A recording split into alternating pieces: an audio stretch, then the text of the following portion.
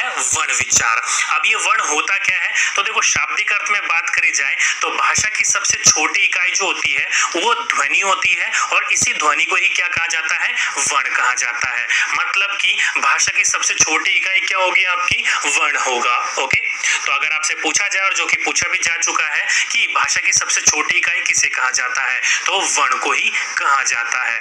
इसी में आ जाता है आपका वर्णमाला, यानी कि जो कि आपने अब तक पढ़ी होगी, आ आ इ ई उ ऊ क ख ग, ये सारे की सारी क्या होती है, आपकी वर्णमाला होती है।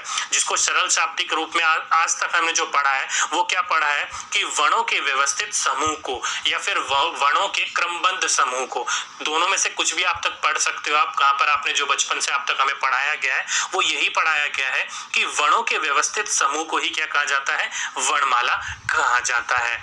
ओके, और इन्हीं को ही, यानी कि भाषा की इन्हीं ध्वनि को उच्चारण की दृष्टि से दो भागों